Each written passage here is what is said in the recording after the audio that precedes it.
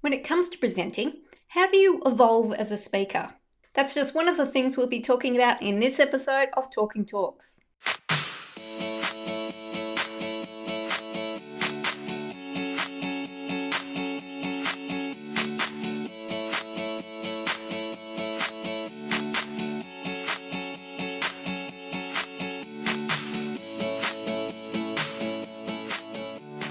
Hello and welcome to Talking Talks, a behind-the-scenes look at how great presenters make great presentations.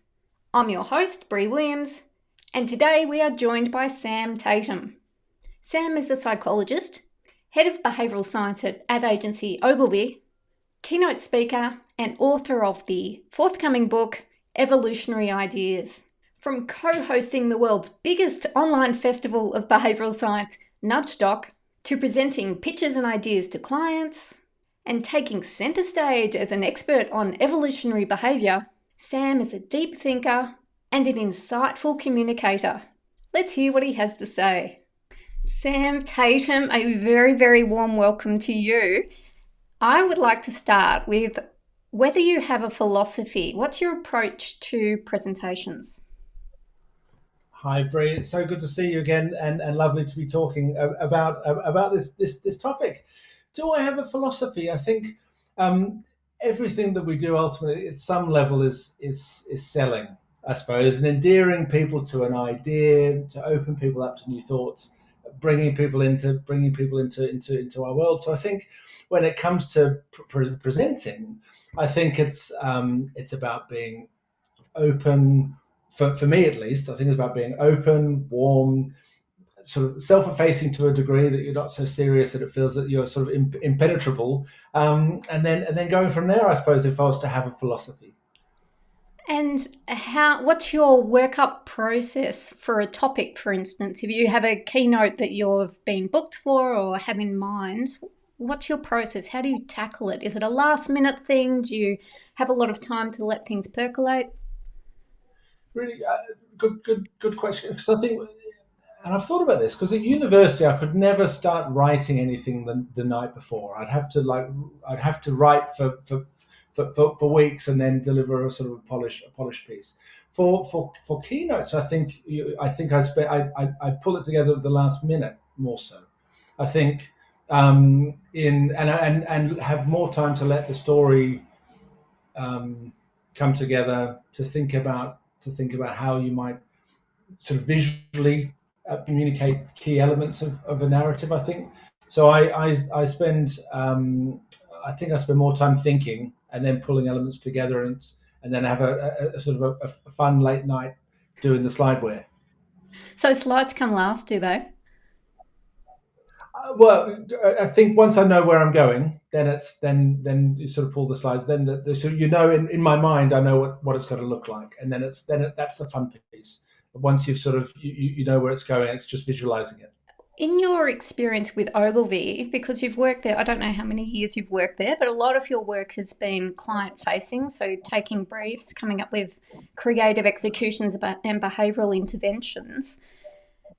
What have you noticed about the difference between presenting to clients client work as opposed to, for instance, delivering a keynote? Is your approach different, or are there similarities that perhaps I've overlooked? So I think the key to, again, on both sides, is still about presenting ideas. I think reflecting on this a little bit earlier. I think in a keynote, it's often around taking people on. I mean, same with selling ideas. It's about taking people on a journey. But I think there's an element of, I think maybe in the keynote it can be more personal. So you may be slightly more exposed, more individual perspective. So maybe more open and self-effacing in the approach. I think for client work, it's the same direction. We're leading people down to come to a similar conclusion. But I suspect I feel that there's sort of more of a confident, closed, directed nature than a sit back, open, let's explore together. If I was to sort of really force a distinction between the two, but fundamentally, there's similar tasks. You want people to to warm to you, believe that you have credibility in a topic area that you're discussing, to be able to follow the logic by which you're walking people through, and hopefully agree together at the end. And is that the definition of selling, that people agree at the end? I suppose so. I think, and when I say selling, I think it's like helping, whether it's convincing or if it's persuading or enthusing, and whether it's agreement or if it's like people sort of leave and hopefully in the best way possible think about you in the shower the next morning. And that's when you're really sort of left. Okay, now there's a seed planted there, and that's sort of part of our job, right? Is to arm people with ways in which they can take away. Yeah, that's interesting. So, some sort of an element of transfer and almost an element of ownership that you're looking to share with your audience, whether they're clients or a keynote audience, by the sounds. Yeah, I think for people to my old boss and mentor, Mark Saraf, this lovely saying. It's like even a mousetrap needs space for the mouse, and so sometimes there's you've got to sort of leave enough of a gap that people can sort of begin to reach the conclusions by themselves. So it's not just sort of impressed upon you, but there are sort of gaps in the narrative that people sort of begin to fill in the holes. So I think that helps to sort of, again, leave with ownership, leave with more sort of identifying more with the story that we're looking to tell, rather than here is everything in its absolute totality and you must take this and go and use it. That's so interesting, and I've never ever heard that before. Leave room for the mouse in the mousetrap. Okay, I know there has been some research, which I won't be able to cite in our conversation now, but around whether it's better to give an explicit or an implicit conclusion to a presentation. So, in other words, are you directive and do you provide a sense of closure, or do you risk a little bit more perhaps and leave it a little bit open, but then maybe you're risking people feeling a little dissatisfied? Yeah, I think it's a lovely area to explore, and I know sort of personally, my style would be having a more direct. Like, at least I've come to a conclusion. You may or may not agree with it, but I want to land with an idea rather than isn't that interesting? Let's go discuss. I think that feels like a space personally in my style that I would be less comfortable with. Even if people reject the idea, I'd like to sort of commit to a perspective. Which is a lovely segue, Sam. I'm hearing you ping over there, but No, it's a lovely segue because what I'll do now is show a clip of one of your virtual presentations, and you are talking about your evolutionary behaviour piece, but we'll have a look at the start and how you start the presentation and how you conclude the presentation, because they're the sort of bookend experiences. So here is Sam in a virtual prezzo. Let's have a look.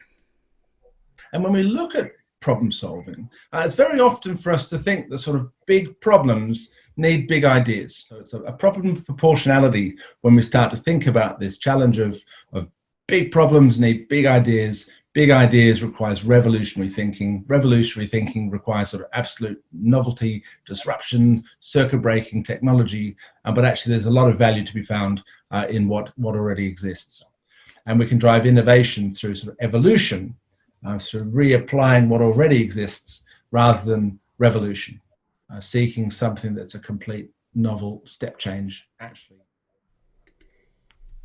Yeah, so just to give people a little bit of a sense, so perhaps talk us through why you've structured that presentation in that way, starting in the way that you have and where you want people to end.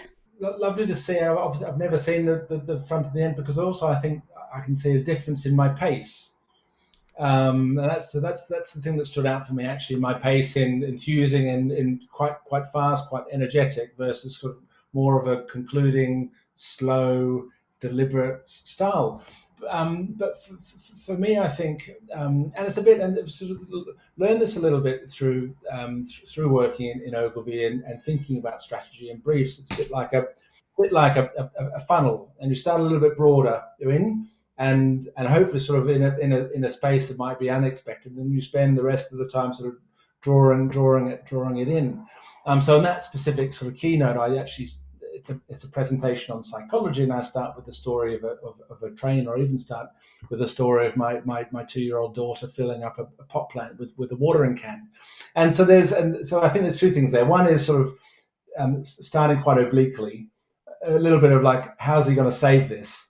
Which I think whether or not I do is up for question. And I think I've also sort of read and heard about sort of quite early sharing elements of a personal story. If part of this is about endearing yourself or building empathy with an audience, I think sometimes self-disclosure early on can be helpful.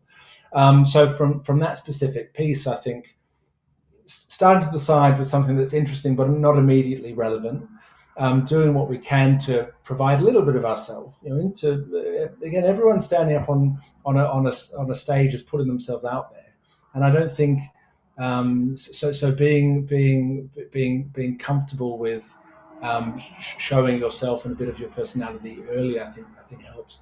But the insight for me that I've not considered is the ramp up sort of let's get things moving, like sort of start strong.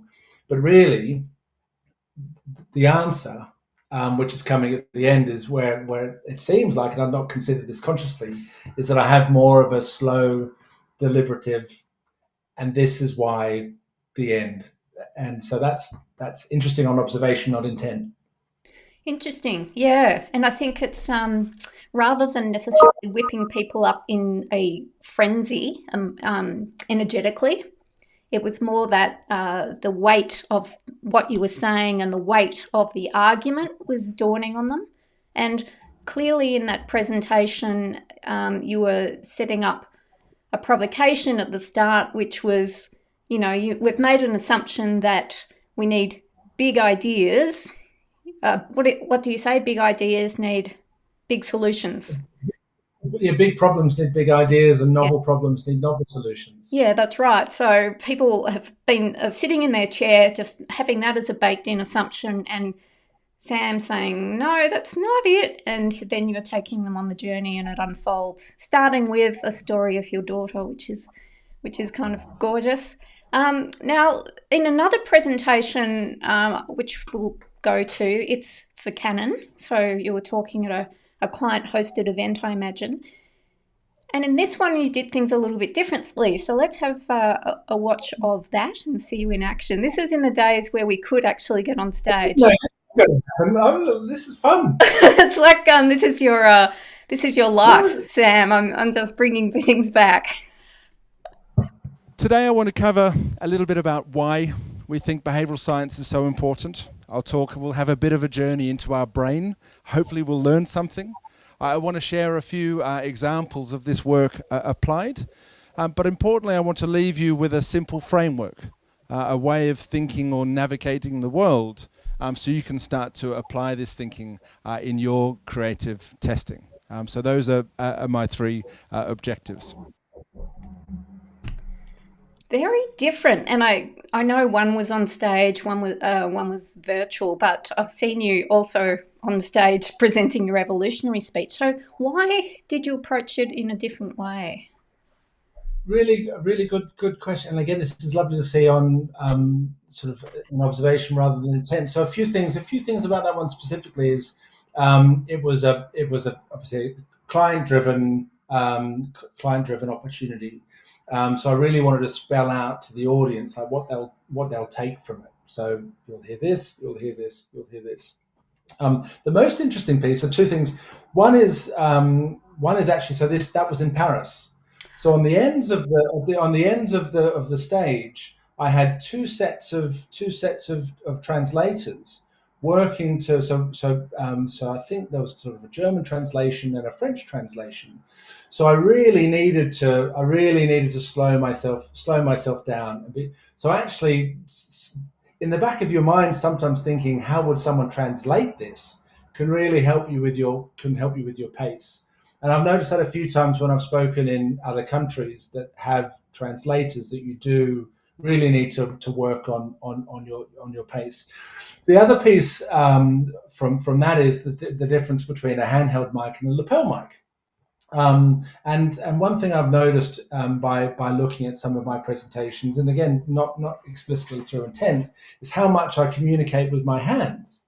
It's interesting actually sometimes, and if for people who are watching to view their presentations on mute and just to see what their body language says, you pick up a lot of things, and I think I use my hands a lot in telling the story, and it's part of the device. And it's interesting when you're held, you've got, and it's kind of important not to be waving the mic around for audio support, but it pins you down a little bit, and so that's kind of an interesting thought as to the impact of the mic, not just to keep it as constant as you can, so you get sort of the same volume, but the limitation it provides in maybe being a bit more robotic than you might otherwise have intended. Well, and I did have a little clip of you as well in the studio for Nudge Doc. So let's have a look at, speaking of body language, let's have a look at this. I don't think I've got audio in this one. I may do. Let's have a look. Thanks so much, Tara. My name's Sam Tatam. I'm Global Consulting Partner of the Behavioural Science practice, and I'm really thrilled to join the main stage here for Nudge Talk 2021. And I want to talk a little bit about evolutionary ideas and how behavioural science can help us to out-innovate our competition. And what I noticed in that studio sort of format, I think you had parameters, a bit like we are here, parameters in Yes. which you could only operate. Was that correct? Yeah, so in the studio you almost have, you sort of have the X marks the spot, and you've got your camera to speak to. So there's an element of being grounded, certainly so, and actually, and that's a really good question, because it's a reminder, and I consciously remember this from the presentation in Paris, because it was not the easiest stage to navigate. It was I recall it being too short to try and capture everyone, but a bit dodgy when you're sort of jumping onto the ground and walking around. And I think for me, let me remind you of the stage, because I had that as a question as well. Recent research in psychology is teaching us that up to 90 to 95% of the decisions that we make are actually made in an evolutionary old part of our brain. And when I saw that layout, I thought, I've got to ask Sam about how you work a room. I've been in them myself, where you've got the slide at a very, one end of the room, another projector at the other end of the room. So talk to us a little bit about that experience. Yeah, well, the most important thing is to acknowledge it. I recall, just to really be thinking about the environment that you're presenting in. So for that, I think I started, and it's a bit like the story that you're telling. You sort of, I think I started on the lectern, and I think I ended on the lectern. You're in, but then you explored around, and knowing that sort of the two halves of the room, I do recall sort of walking to both sides. So I think I'm a fan of a bit of movement, like purposeful movement, not sort of fidgety, but sort of trying to. I remember, and this is my dad actually. I remember Dad years ago. Just make sure, just look at people in the eyes. Just do your best to pick out not just any one person, but do your best to try and pick people and look them in the eyes. And I think having that mentality of looking across the audience, not being so wild that it's like, this guy's what's happened, but in having an intent in engagement, I think is important.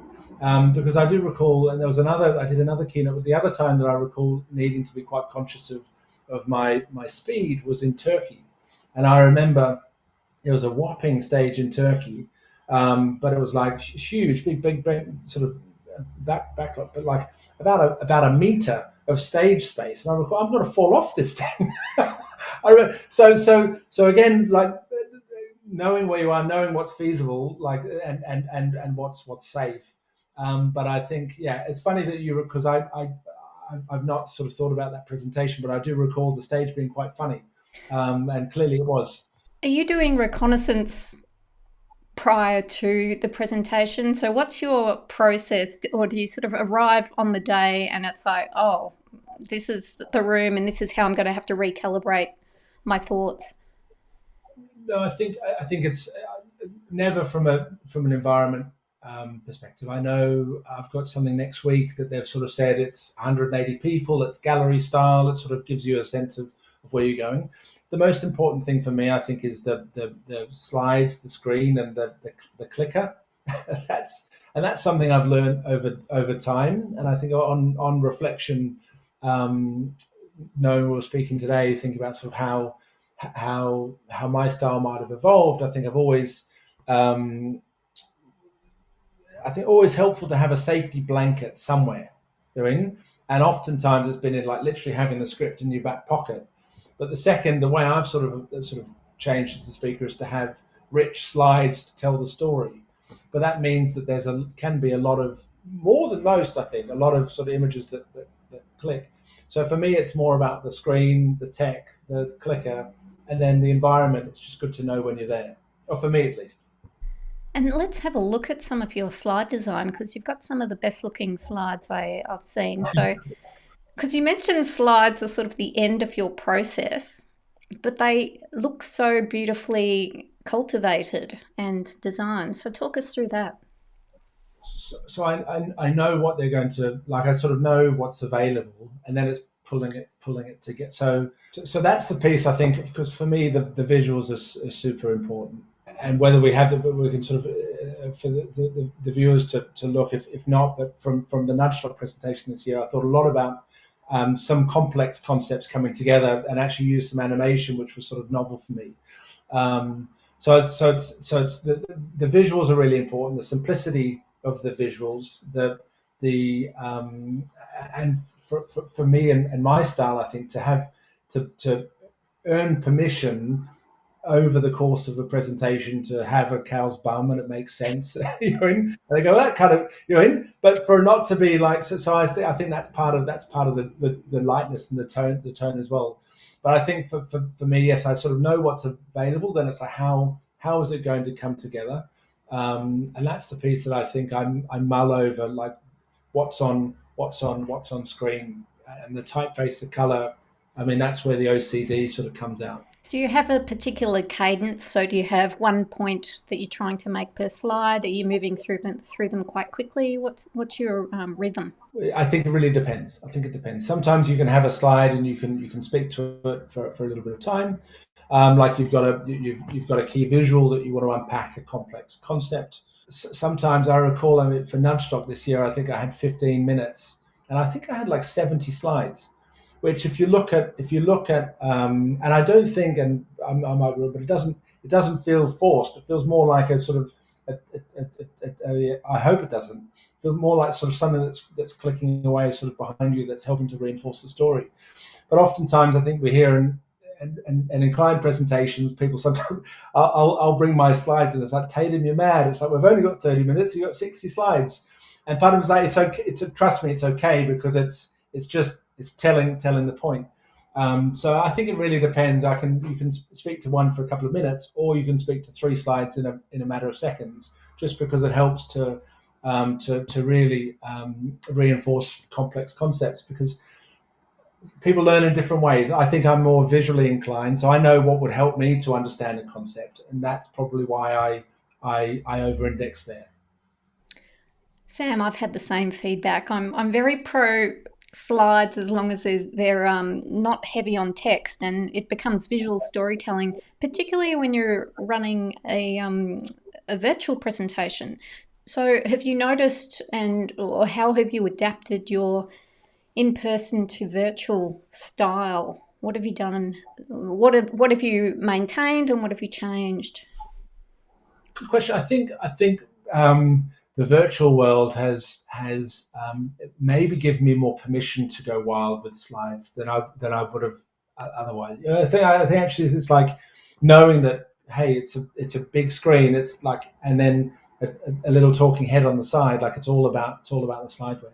So I think that's given me permission to push the visuals harder. I think I had a sort of a client session a couple of weeks ago, the first sort of in-person piece, and that was a really odd experience to be standing up, like full body going. So it's funny how like we're so used to now just sort of being comfortable looking to a camera that doesn't smile or look back at you, and tell a story in a slightly different way. But I think it has given me permission for more slides and limited a lot. In I'm not sure how far the screen can see my hands. I can't in the little box here, no. But it does remove a lot of the storytelling. It does remove a lot of the storytelling in your body, in how you lean forwards, lean back, and walk to the room. Yeah. Totally. So you need to work super hard on then how are we capturing attention with the material that's available. Yeah, and that's interesting. So when you know that you are going to be a little talking head off to the side, the slides are one thing, but what does that do to perhaps your energetic state, your vocal performance, how you want that little head to appear? You know, what goes through your mind in terms of that process? I hope I answered this. So I think I actually find it more tiring speaking digitally. I think you need to try and really get across a lot more energy in the pixels that are available to you. I think I do this in trying to, and maybe this we were speaking off camera around Nudge Talk this year around just speaking to camera, which is foreign, or was foreign for us until the pandemic, and now actually sort of trying to have the discipline to please your audience, not please yourself, by looking at the camera. I mean, this is hopefully it's a better experience for people at home to be looking down the barrel than for me looking to the left-hand corner so I can actually see myself. So I think there's sort of discipline in trying to think actually what's the user going to experience from this, to try and keep ourselves disciplined to that, as well as how we use the other vehicles that are available to us to communicate a message, if it's eyebrows or our face, or even sometimes I hope I'm not so sort of narcissistic that I look sort of element by element, but it is interesting deconstructing when it's recorded because you don't get that opportunity. And the amount of sort of nose scrunches and like big, like really exaggerated facials that just trying to maximize the pixels that are available to us. Yes, I think we do have to go bigger than we normally or naturally would, and particularly perhaps it's being Australian as well. We tend to like to downplay, keep things on the down low.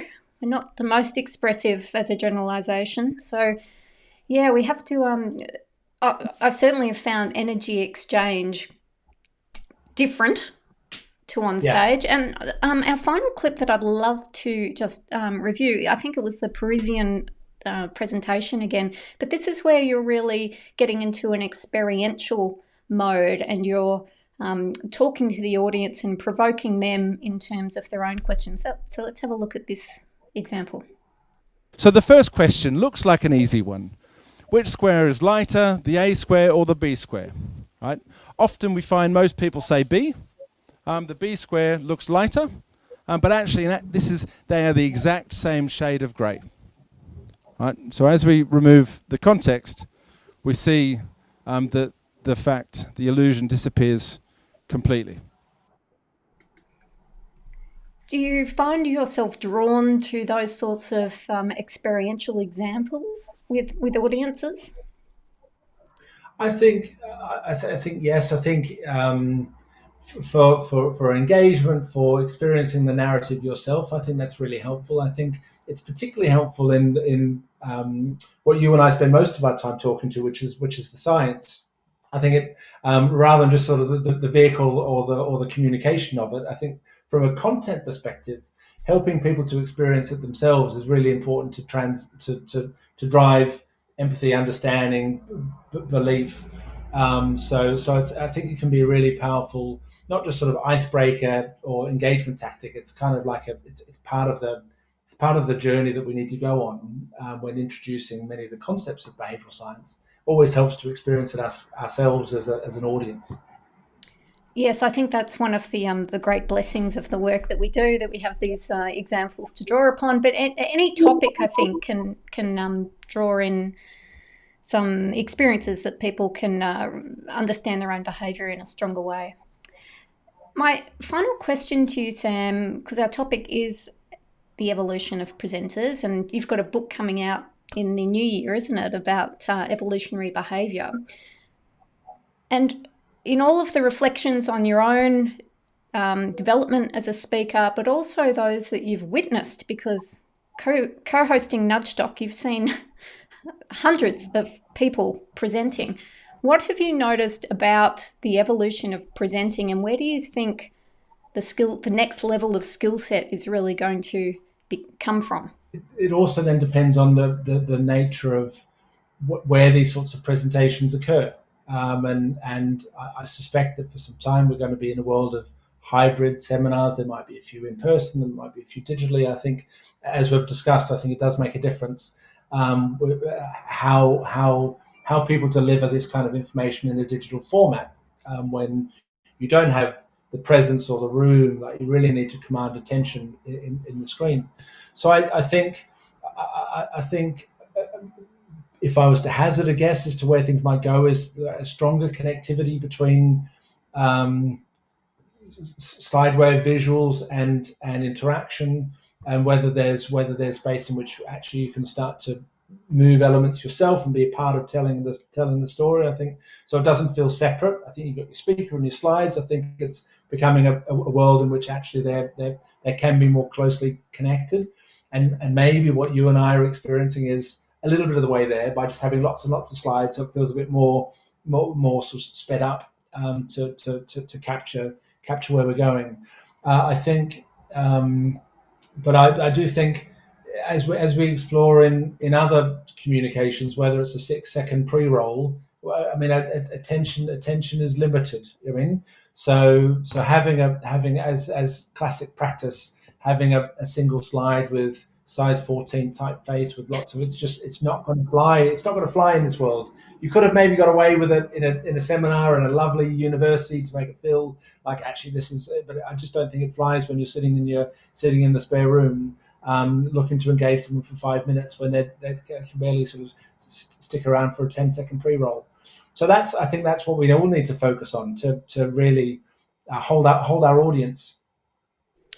I love that. And I also, just to draw a connection point in the limited amount I know about your work in evolutionary behaviour, is there's so much we can look to nature to inspire us. And, you know, the patterns of colour and sense, the more we can draw on that, I think, in our presentations, the more exciting and resonant they'll be. So, Sam, I've really loved our talk. Now, if people do want to find more about Sam, you can, I'm sure, connect with him on LinkedIn, but otherwise you will find Sam and his team's great work at ogilvy.com. Certainly, if you are interested in behavioural science at all, you'll want to check out Ogilvy and the great work they're doing.